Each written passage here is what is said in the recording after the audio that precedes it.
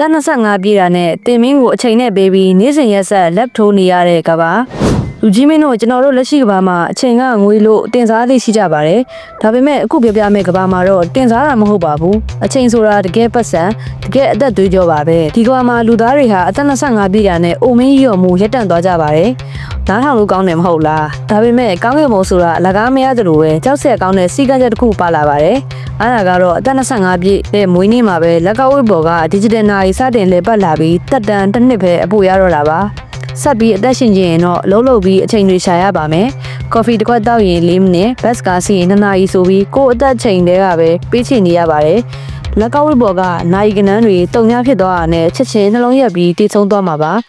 ဒီလိုရက်စက်တဲ့ကဘာမှာဇက်လိုက်ကျော်ဝီးဆိုတဲ့ကောင်လေးကတော့မနှက်ဖြန်အသက်ရှင်ဖို့အတွက်ဒီနေ့မှာအသေးလေးရုပ်ကန်နေရတဲ့လူရန်စားတယောက်ပါသူတို့စီမှာအချိန်ပိုင်ရှင်လို့ခေါ်တဲ့တထေးကြီးတွေရှိပါတယ်အဲ့ဒီတထေးတွေကတော့နှစ်ပေါင်းတန်းနဲ့ချီပိုင်ဆိုင်ထားလို့ဘယ်တော့မှမသိနိုင်ပါဘူးပြောရရင်တော့လူစင်းရဲတွေမြ мян သေးပြီးမှလူချမ်းသာတွေကထာဝရအသက်ရှင်ဝင်ရမယ့်သဘောပါပဲဒီနေ့မှာတော့ဝီးဟာဘဝကိုစိတ်ကုန်ပြီးတည်ကျင်နေတဲ့ရာစုနှစ်ချီပိုင်းဆိုင်တဲ့တထေးတယောက်နဲ့ဆုံတွေ့ခဲ့ပါတယ်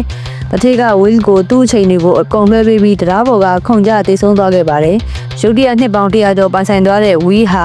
ပျော်ရွှင်ရမယ့်အစားကန်ဆိုးမောင်းကြပါတော့တယ်။ဘာလို့လဲဆိုတော့သူအိမ်ပြန်ရောက်တဲ့အချိန်မှာသူ့အမေဟာအကျွေးဆက်စရာရှိလို့အချိန်တွေကုန်ပြီးလမ်းမှာတင်တည်ဆုံးသွားခဲ့လို့ပါ။စက်ကမိုင်းကြီးတွားယုံနဲ့မိခင်ကိုမကယ်လိုက်နိုင်တဲ့ဝီးရဲ့နာကျင်မှုကကဘာပြတ်မတတ်ပါပဲ။ဒီစနစ်ဆိုကြီးကိုလက်စားချေဖို့ဝီးတယောက်ယူကရိန်းလို့ခေါ်တဲ့တတိယရက်ကွက်စီကိုထွက်လာခဲ့ပါတယ်။အဲ့ဒီမှာဆီလ်ဘီယာဆိုတဲ့ဗန်ဥက္ကဋ္ဌတထေးသမီးနဲ့တွေ့ပြီးပြပေးဆွဲပြေးပါတော့တယ်။ရဲတွေကတော့အချိန်တခိုးဆိုပြီးဝီးနောက်ကိုတကောက်လိုက်ပါတော့တယ်။ထူးဆန်းတာကစီးစိမ်တွေကြားမှာနေရပေမဲ့တောင်ကျိုက်တွေကငှက်လိုဖြစ်နေတဲ့ဆီလ်ဘီယာဟာဝီးရဲ့ပထမဘပေးသည့်တရားတွေကိုနားလည်ပြီးချစ်မိသွားကြတာပါပဲ။သူတို့နှစ်ယောက်ပေါင်းပြီးအချိန်ပန်တွေကိုဓမြလိုက်တိုက်ပြီးစင်းရဲသားတွေကိုအချိန်ကြီးဝေပေးပါတော့တယ်။ Robin Hood ပုံစံပေါ့ဗျာ။လူစင်းရဲတွေလက်ထဲမှာအချိန်ကြီးများရောက်သွားတဲ့အခါအလုံးမလုံးတော့ပဲတထေးရက်ကွက်စီကိုတက်လာကြပါတော့တယ်။ဒီတော့မှနှစ်ပေါင်းများစွာတိစောက်ထားတဲ့မျှတတဲ့စီးပွားရေးစနစ်ကြီးပြိုလဲသွားပါတော့တယ်။နောက်ဆုံးမှာတော့ Will နဲ့ Sylvia တို့ဟာ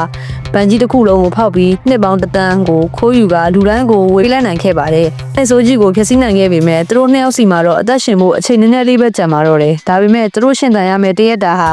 ဒိဗယ်မဲ့တဲ့နှစ်ပေါင်း100ထက်ပိုတန်မှုရှိနေပါပြီ။ဘယ်လိုများလူကြီးမင်းတို့ရဲ့လက်ကောက်ဝတ်မှသာအသက်ရှင်ဖို့တရက်ပဲချိန်ကျန်တော့မယ်ဆိုရင်အဲ့ဒီတရက်ကိုဘယ်သူနဲ့အတူတူဘာတွေလုပ်ရင်ကုံဆုံးစေချင်ပါသလဲ။စလန်လီကတော့ဒါပါပဲရှင်။ကျေးဇူးအများကြီးတင်ပါတယ်။